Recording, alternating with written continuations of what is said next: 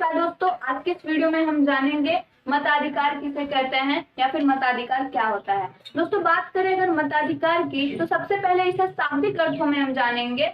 तो मताधिकार का मतलब होता है मत देने का अधिकार। आइए इसे एक छोटी सी परिभाषा से परिभाषित करते हैं। तो किसी भी विषय पर निर्णय या सरकार को चुनने की प्रक्रिया में जनता को प्राप्त मत देने का अधिकार ही मताधिकार कहलाता है। यानी कि कह सकते हैं कि एक ऐसा अधिकार जिसमें कि भारत के प्रत्येक वयस्क नागरिक को अपने स्वेच्छा के अनुसार अपनी सरकार चुनने का एक जो अधिकार प्राप्त होता है उसे हम मताधिकार कहते हैं। अब बात तो ये आती है कि अधिकार प्राप्त कहाँ से है, कैसे प्राप्त है हमें कि हम अपनी स्वेच्छा के अनुसार अपनी सरकार चुन सकते हैं। तो देखते हैं। तो ये जो है ये जो पावर है हमारे पास कि हम अपने स्वेच्छा के अनुसार से अपनी सरकार चुन सकते हैं, ये पावर हमें भारतीय संविधान के अनुच्छेद 325 व 326 के अनुसार प्रत्येक वयस्क नागरिक को जो पागल या अपराधी प्रवृत्ति का न हो मताधिकार प्राप्त है। ठीक है, यानी कि ये जो पावर है ये हमें हमारे संविधान के अनुच्छेद 325 व 326 में प्राप्त है।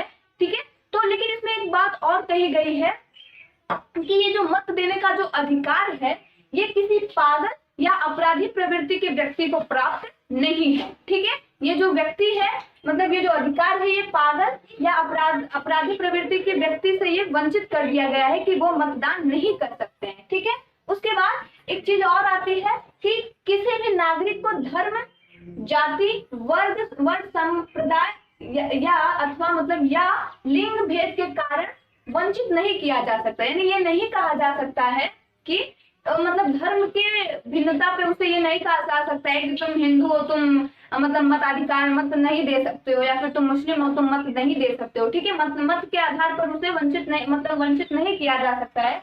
उसी तरह से जाति के आधार पर भी वंचित नहीं किया जा सकता है। इसी तरह से लिंग भेद के भी अनुसार से वंचित नहीं किया जा सकता है कि आप महिला हो आप वोट नहीं कर सकती हैं।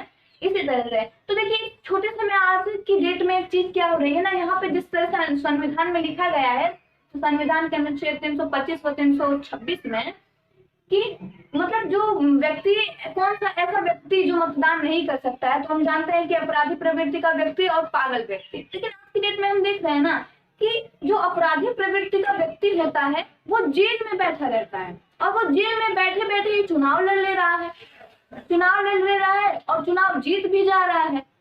कैसे? विधायक बन जा रहा है, सांसद बन जा रहा है और सारी चीज बन जा रहा है, प्रधान बन जा रहा है जेल में बैठे बैठे। भले वो मतलब अपराधी प्रवृत्ति का व्यक्ति है लेकिन फिर भी वो चुनाव जीत जा रहा है।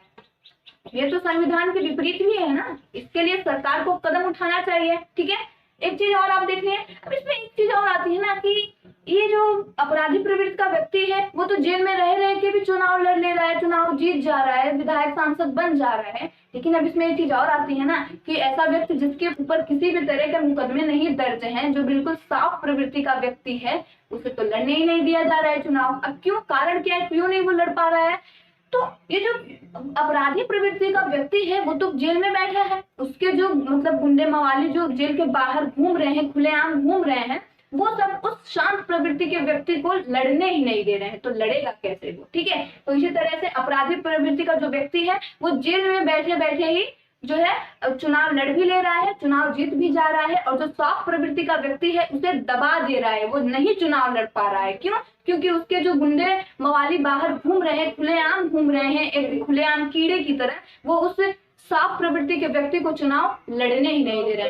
तो दोस्तों यही होता है हम लोगों का मताधिकार। तो हम सरकार से हम यही आग्रह करना चाहेंगे कि सरकार एक कदम उठाए कि एक अपराधी व्यक्ति जो जेल में बैठा बैठा ही मतलब तरह तरह के चुनाव लड़ रहा है और चुनाव जीत रहा है, ये नहीं होना चाहिए। क्योंकि हमारे संविधान में लिखा गया है कि कोई भी पागल या अपराधी प्रवृत्ति का व्यक्ति ना ही चुनाव लड़ सकता है और ना ही मत दे सकता है। तो उम्मीद करती हूँ दोस्तों आपको ये वीडियो पसंद आई होगी, और अगर आई होगी तो दोस्तों बात किसी व्यूअर या फिर सब्सक्राइबर की नहीं है, बात ये है अपने देश को बचाइए और इस वीडियो को ज्यादा से ज्यादा शेयर करिए ताकि देश के प्रत्येक नागरिक को ये बात समझ में आ जाए कि हमारे संविधान में क्या क्या चीजें कही गई हैं। वो जिस तरह से रामायण को समझ रहा है उसी तरह से हमारे संविधान को भी समझे। तो दोस्तों जल्दी से वीडियो शेयर कर दीजिए, और अगर वीडियो पसंद आई होगी तो लाइक भी कर दीजिएगा और एक मत हमें भी दे दीजिए। चैनल पे नए हैं तो चैनल को सब्सक्राइब जल्दी से कर दीजिए। Thank you so much. मिलते हैं एक नई वीडियो के साथ।